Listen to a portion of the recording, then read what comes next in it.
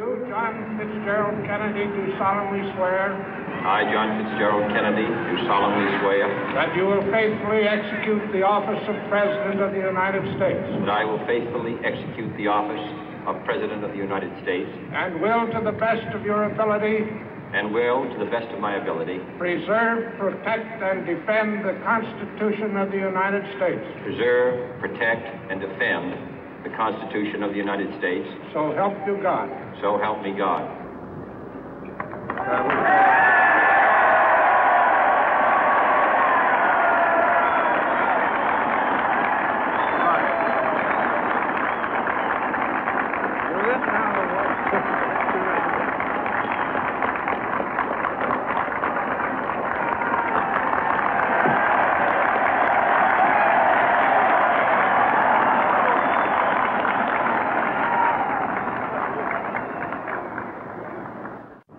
Vice President Johnson, Mr. Speaker, Mr. Chief Justice, President Eisenhower, Vice President Nixon, President Truman, Reverend clergy, fellow citizens. We observe today not a victory of party, but a celebration of freedom, symbolizing an end as well as a beginning, signifying renewal as well as change. For I have sworn before you and Almighty God the same solemn oath our forebears prescribed nearly a century and 3/4 ago. The world is very different now, for man holds in his mortal hands the power to abolish all forms of human poverty and all forms of human life. And yet the same revolutionary beliefs for which our forebears fought are still at issue around the globe. The belief that the rights of man come not from the generosity of the state, but from the hand of God. We dare not forget today that we are the heirs of that first revolution. Let the word go forth from this time and place to friend and foe alike that the torch has been passed to a new generation of Americans born in this century, tempered by war, disciplined by a hard and bitter peace, proud of our ancient heritage, and unwilling to witness or permit the slow undoing of those human rights to which this nation has always been committed and to which we are committed today at home and around the world.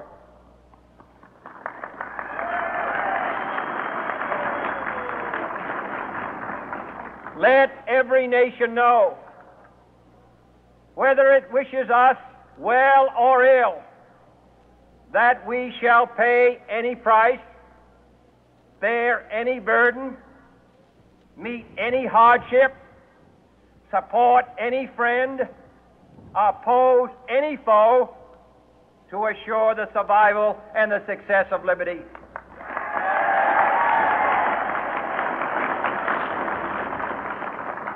This much we pledge and more.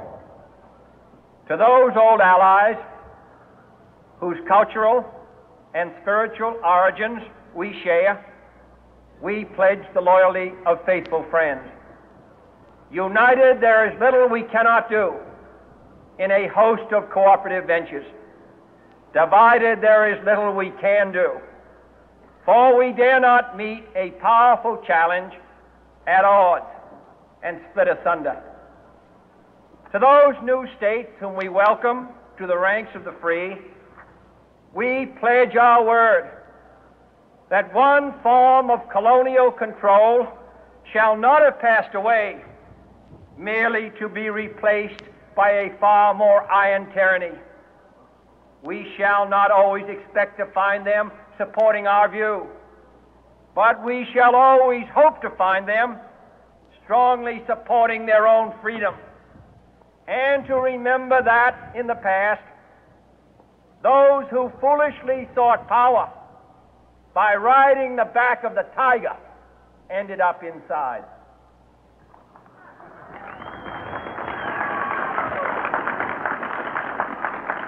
To those people in the huts and villages of half the globe struggling to break the bonds of mass misery, we pledge our best efforts to help them help themselves for whatever period is required, not because the communists may be doing it, not because we seek their votes, but because it is right. If a free society cannot help the many who are poor, it cannot save the few who are rich.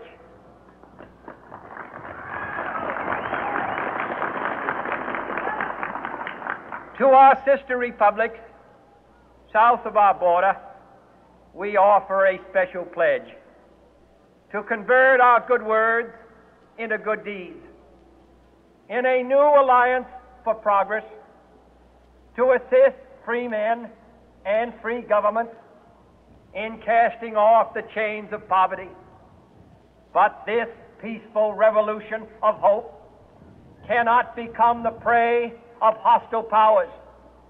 Let all our neighbors know that we shall join with them to oppose aggression or subversion anywhere in the Americas.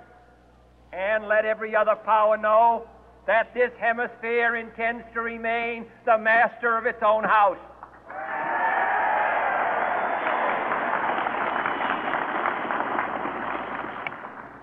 To that world assembly of sovereign states, the United Nations, our last best hope, in an age where the instruments of war have far outpaced the instruments of peace, we renew our pledge of support to prevent it from becoming merely a forum for invective, to strengthen its shield of the new and the weak, and to enlarge the area in which its writ may run.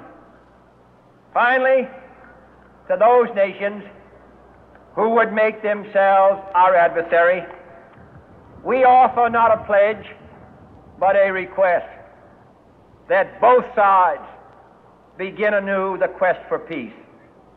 Before the dark powers of destruction, unleashed by science, engulf all humanity in planned or accidental self-destruction, we dare not tempt them with weakness, for only when our arms are sufficient beyond doubt can we be certain beyond doubt that they will never be employed.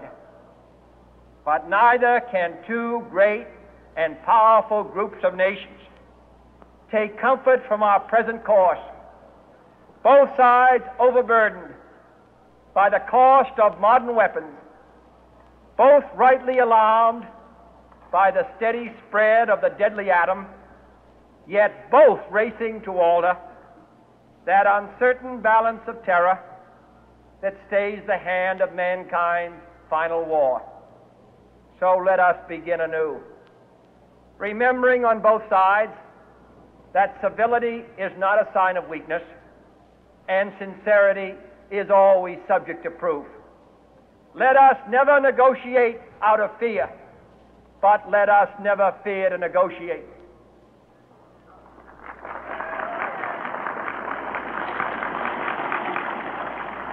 Let both sides explore what problems unite us, instead of belaboring those problems which divide us. Let both sides, for the first time, formulate serious and precise proposals for the inspection and control of arms, and bring the absolute power to destroy other nations under the absolute control of all nations.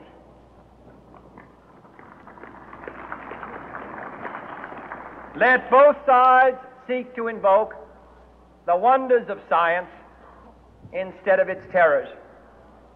Together, let us explore the stars, conquer the deserts, eradicate disease, tap the ocean depths, and encourage the arts and commerce.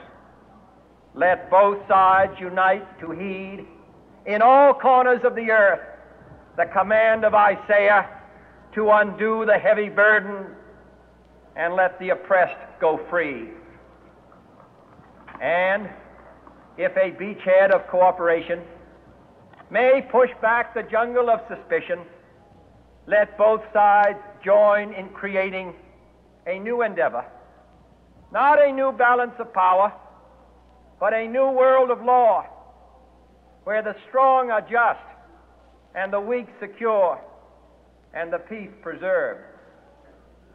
All this will not be finished in the first 100 days, nor will it be finished in the first 1,000 days, nor in the life of this administration, nor even perhaps in our lifetime on this planet.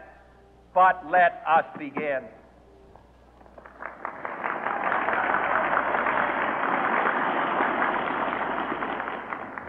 In your hands, my fellow citizens, more than mine, will rest the final success or failure of our course.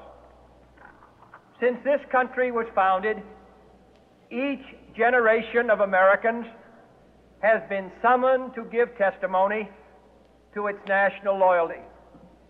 The graves of young Americans who answered the call to service surround the globe.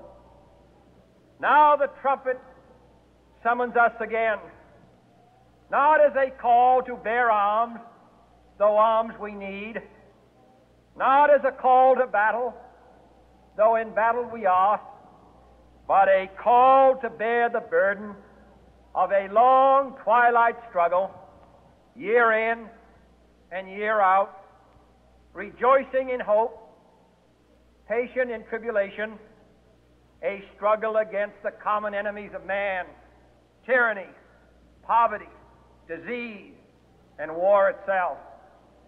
Can we forge against these enemies a grand and global alliance, north and south, east and west, that can assure a more fruitful life for all mankind?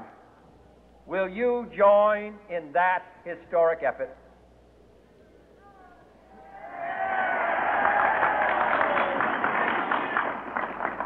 In the long history of the world, only a few generations have been granted the role of defending freedom in its hour of maximum danger. I do not shrink from this responsibility. I welcome it.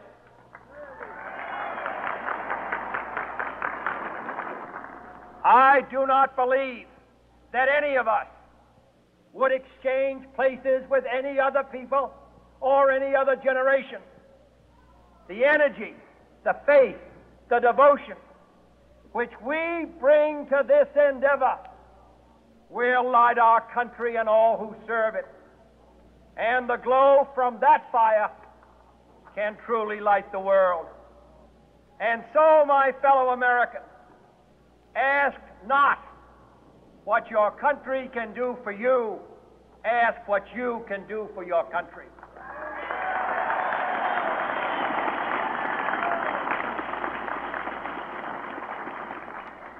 My fellow citizens of the world,